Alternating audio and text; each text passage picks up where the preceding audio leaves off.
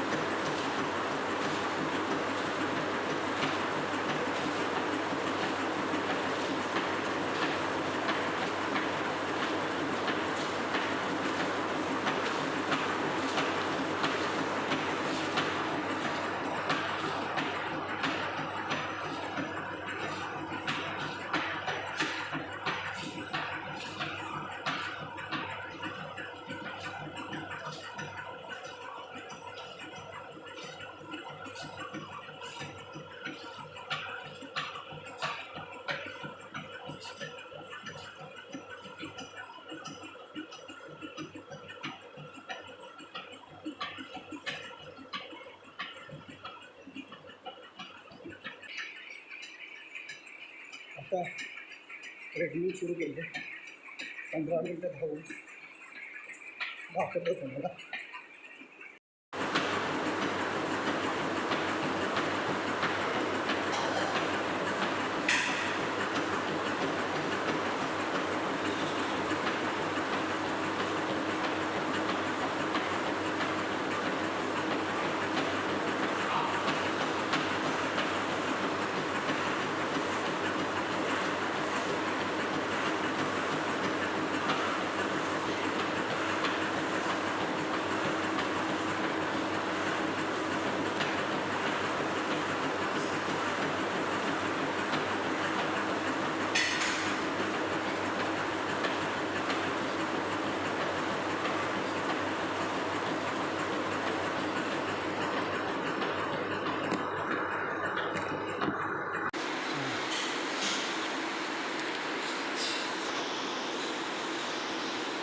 आपण 10च्या स्पीडने 15 मिनटं धावलो आणि 2.5 किलोमीटर. आता बंद करतो.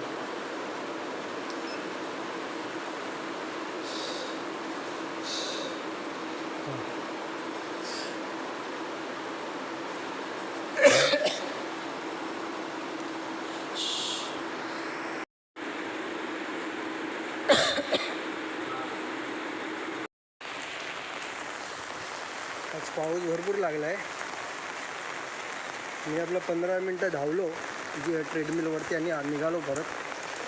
एकदा बायकोने आधी सांगून पाठवलं होतं की जर का रनिंगला जात गेलास आणि भिजून आलास तर तांगड्यात ओढून टाकेल, परत ते धावता येणार नाही. मग मी बोललो नाही मी काही धावायला नाही चाललं, म्हणजे ट्रेडमिलवरती जिममध्ये जाऊन धावणार आहे, मी कुठे पावसात नाही धावायला जाणार आहे. म्हणजे भिजून आलास लक्षात घे. तर मी काय बोललो नाही, बोललो ठीक आहे चला जाऊन येऊ गपचूप. म्हणून मी आपलं गपचूप आलो इथे, थोडासा धावलो पण चाललो आहे. आता जिममध्ये इक्विपमेंटला परत हात बीत लावत बसलो नाही मी, कारण का मी आधी स्वतः आजारी आहे.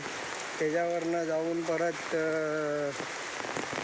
इक्विपमेंट उचलत बसा आणि त्याला हात लावा. आता आपल्यामुळे काय होणार नाही ती वेगळी गोष्ट आहे, पण कशाला उगाच ना, थोडं प्रिकॉशन घेतलेलं काय वाईट आहे. मग मी गपचूप फक्त धावलो, इक्विपमेंट सगळे